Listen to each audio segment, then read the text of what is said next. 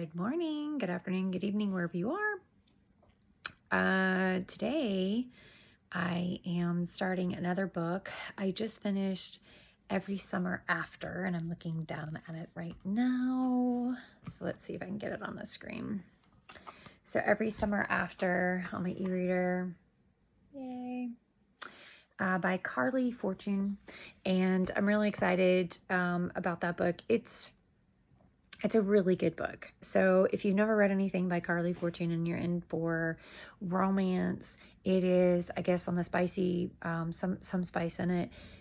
So I was actually on the hunt for something that was, I guess you'd call it clean romance. I love Jane Austen's Pride and Prejudice. I watched it last night. So if you're into those sorts of things and you do have a suggestion or book suggestions for me, please comment and let me know, because I'm struggling to find things that don't have the spice in it. I love that sweetness, but I like depth too. I like emotions and things like that. And that's more romance than it is women's fiction. So if you do have suggestions, please let me know. For right now, though, I'm getting ready to read another book, and I think I found one that kind of fits that definition. And it's an author by the name of RaeAnne Thayne. And so, long story short, my significant other found this for me, and it's called The Cliff House by RaeAnne Thayne. And she's got series of this, and multiple series. So RaeAnne Thayne, yay. And I'm getting ready to read this one. So I'm off of my order of my books when I went to the bookstore over a week ago, and that's the way I roll. I just decide what I want to read that particular time, and then I read it. So we're getting ready to read The Cliff House. If you've read it, no spoilers, please, because I don't like giving away too many spoilers.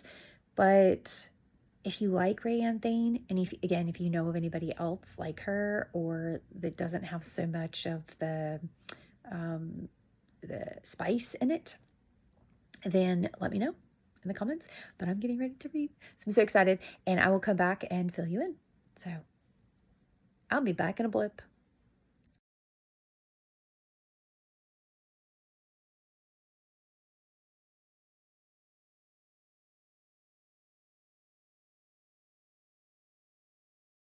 Hi. Okay, so I'm into the book probably about 20%.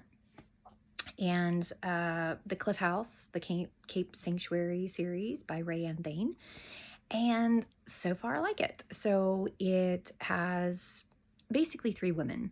So one is Stella, and she had an older sister who then died, and then Stella basically took them in and raised them. She's only 10 years older than Daisy, who is the oldest child, if you will, but she's 30 now.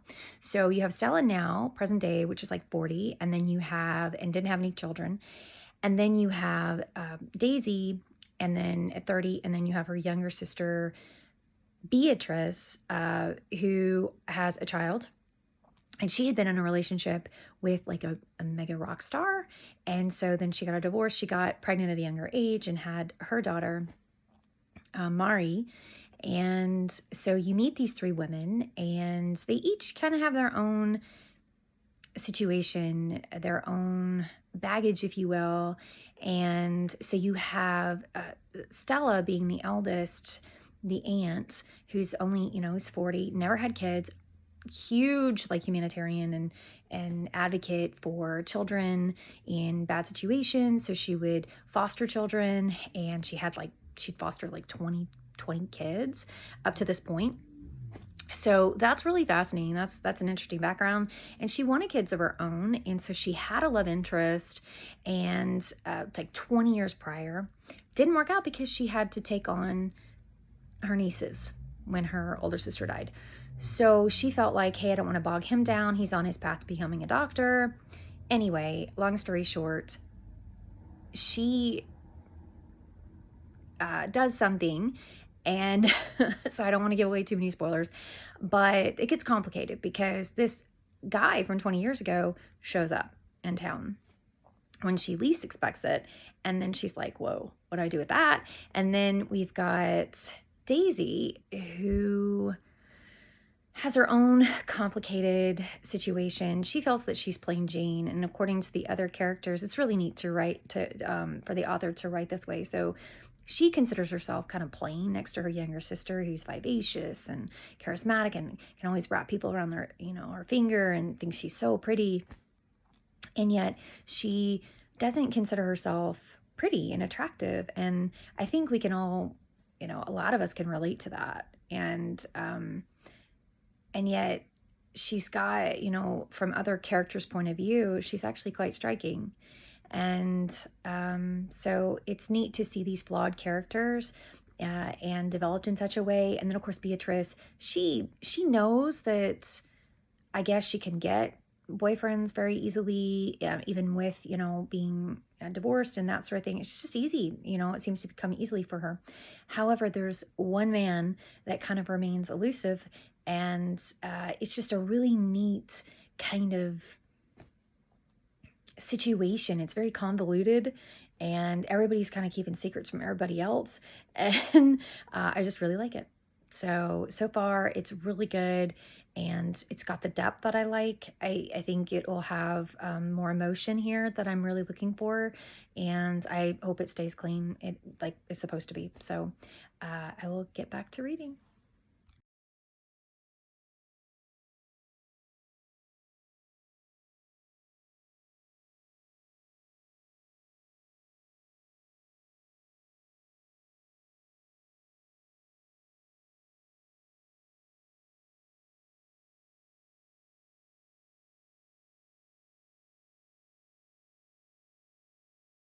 All right, I'm back, and I finished The Cliff House by RaeAnne Thayne.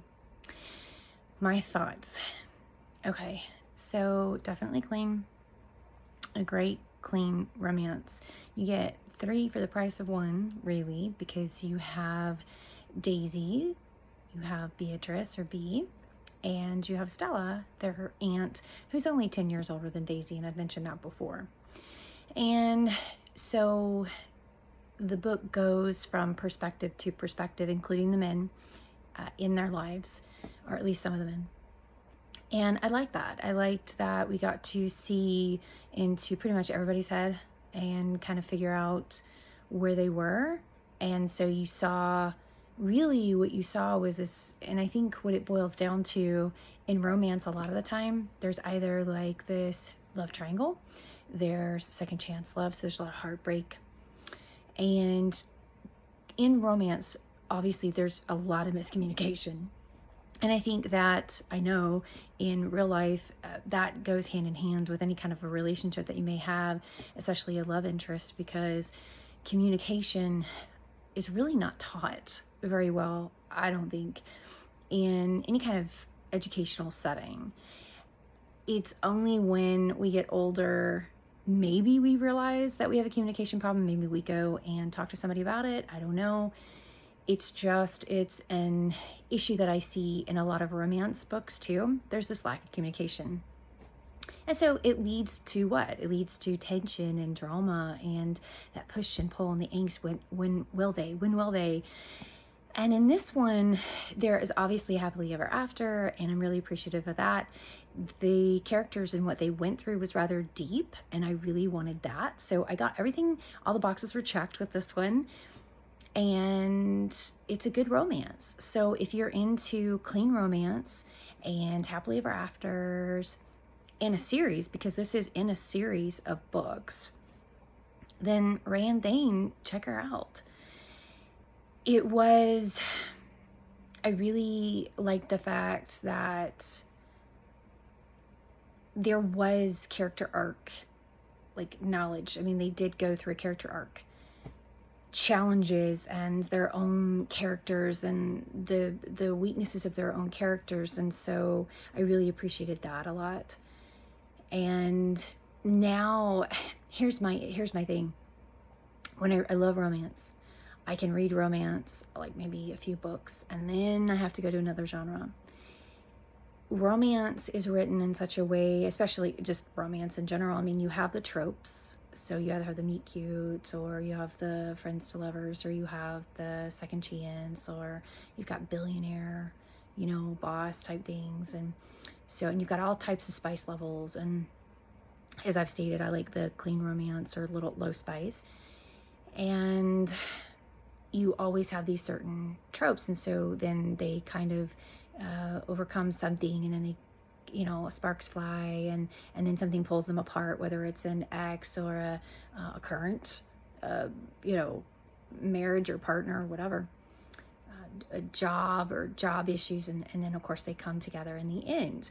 And so I know that, and sometimes I just like a good challenge, and so I like to kind of put them in between the really hardcore kind of mystery, thriller, suspense, that sort of thing that's really hard, because to me it's like a breath of fresh air and I get to breathe. And so I like that about romance, and I can always come back to it, always, and I really appreciate it. So my next book that I'm looking at my stack right now, I don't know. I think the next book that I'll read is Wrong Place, Wrong Time by Gillian McAllister, of my initial hoard that I got from the bookstore. And I think I'll do that, because I want to challenge myself, and I want to have some high stakes here. And who knows, maybe there's a subplot of romance. I like romance. I'm sorry, I do.